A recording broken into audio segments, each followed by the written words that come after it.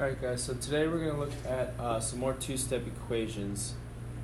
You guys have already kind of looked at these a little bit. We did some two-step equations a couple lessons ago, I believe it was.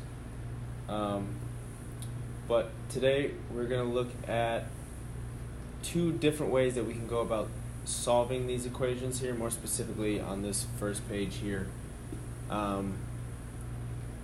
We're going to do two separate ways. There's two different methods that we can use to solve these problems here. And I'm fine with you guys using either, whatever one works for you, whatever one makes more sense in your head. And as long as you get the right answer, I'm totally okay with that. As long as I can see, what you did and how you got to your solution.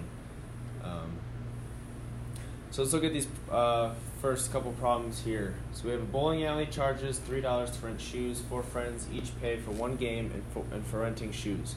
The total cost is $28. You can solve the two-step equation.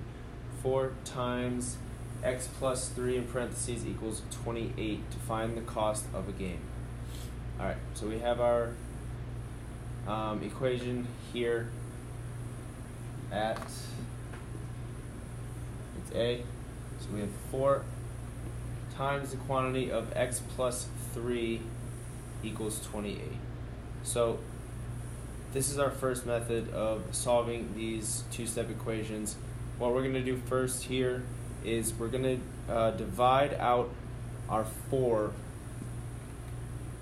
which is on the outside of our parentheses here. So we're going to divide both sides by 4.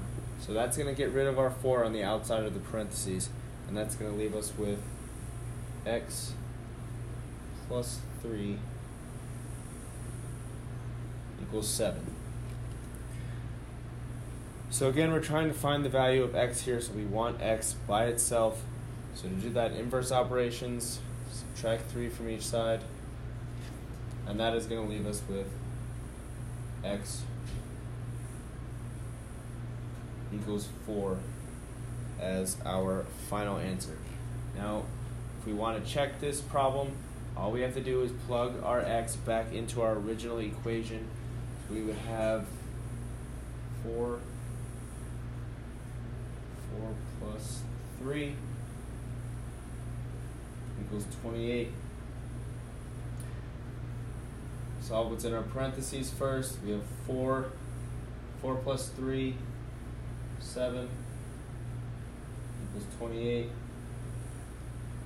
4 times 7 is 28, and that equals 28. So that tells us that our solution of x equals 4 is correct.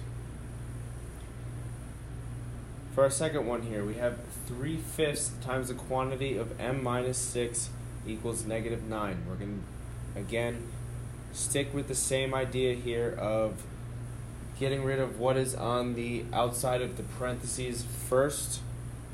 So in order to do that, we would have to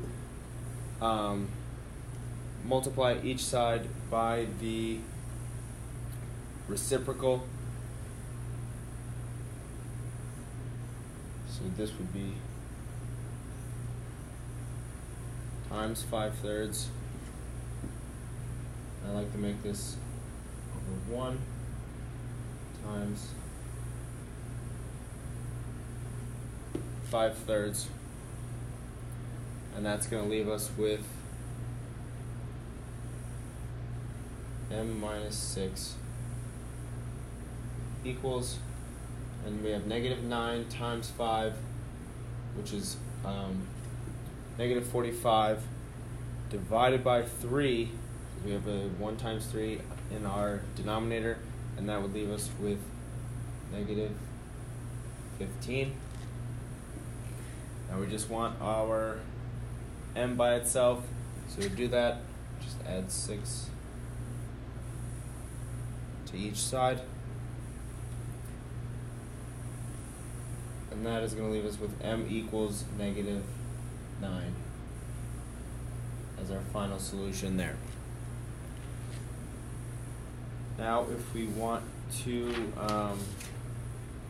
check this problem, all we would have to do is plug that m back into our original equation, just like we did up top for A. So I'm going to separate these a little bit just so we can see what's what here. We have 3/5. We know our m is equal to -9 minus 6 equals -9. So first things first, we want to solve what is in our parentheses first. So we leave the 3/5 on the outside here.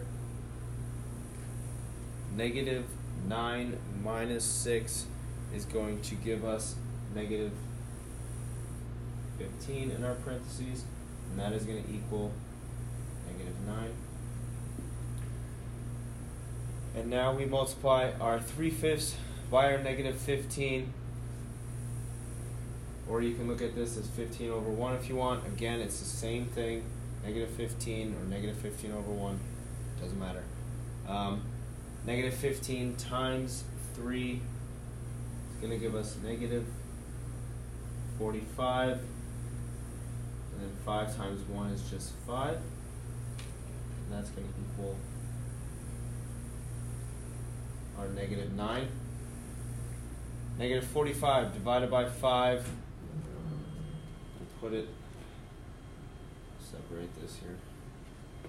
So we have -45 divided by 5, and that's going to give us our answer of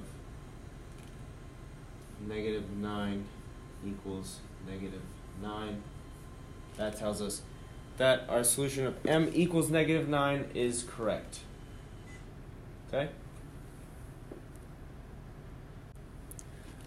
Alright, so for these next two, we're going to use a different method to solve, which one that you guys are already pretty familiar with, and that's distributing. So we're going to take what is on the outside of our parentheses, distribute it first into the parentheses, and then solve for our variable. So let's just split these up again here, just so we can be neat. So we have 6 times the quantity of y plus 4 equals -15. We distribute our 6 into both our y and our 4.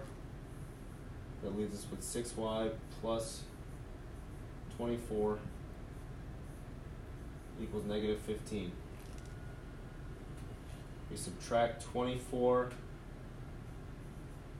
from both sides, and that is going to leave us with 6y equals -39. Now we just want to get our y by itself, so all we have left to do here, divide each side by 6, and that's going to give us our final answer. Well, it'll give us y equals -39 over 6, but we can reduce that, and that would reduce to y equals -13 over 2.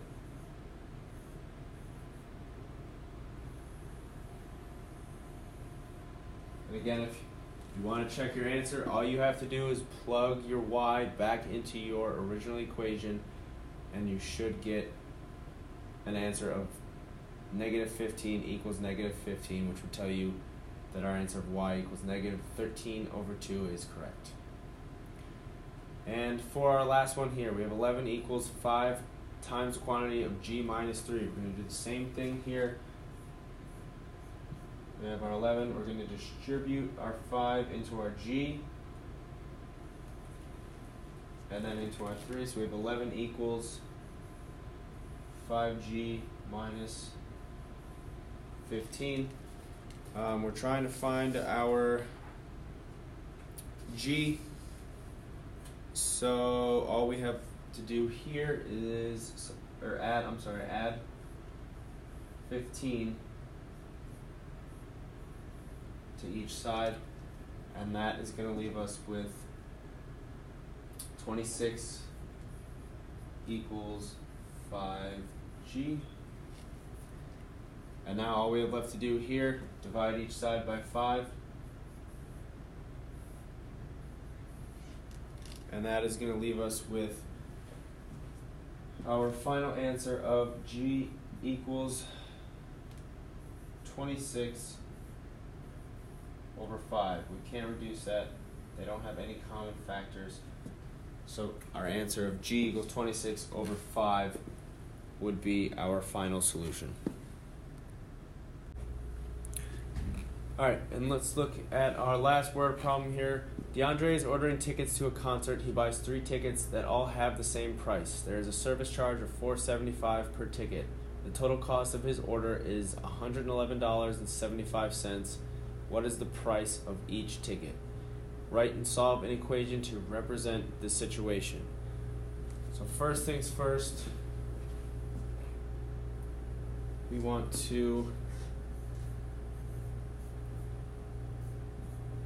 let x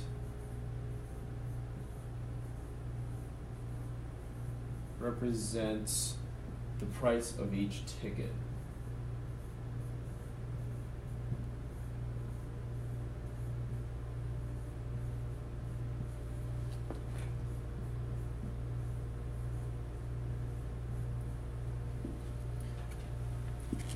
So, we're letting x represent the price of each ticket. Now we need to come up with an equation to be able to solve, or to be able to find what x is. So we know he buys 3 tickets that all have the same price. We know there's a service charge of $4.75 per ticket. So we're letting our x represent the price of each ticket. Our x, that would be our tickets, plus we have that service charge of $4.75 for each ticket. We know he bought 3 of them, and his total was $111.75. Now, you can go about solving this one either way that you like, that we went over and for the last couple problems. If you want to divide out the 3 in front of the parentheses first, you can do that, or if you want to distribute first, that's totally fine, whatever works for you. I'm going to distribute in this one, so we'll start by distributing our 3 into both our x and our $4.75. We get 3x plus $14.25 equals $111.75. Next, we just subtract $14.25 from each side.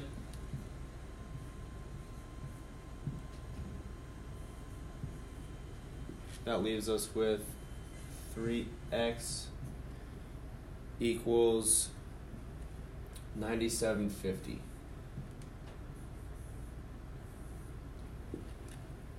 Now, just to get x by ourselves, which we know is the price of each ticket, we just divide each side by 3, and that is going to give us our answer of x equals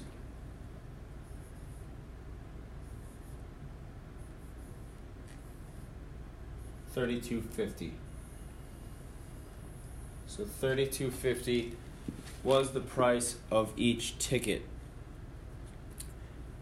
If you want to check it, all you have to do is take your x, which we know is $32.50, plug it back into our original equation, and you should get an final answer of $111.75.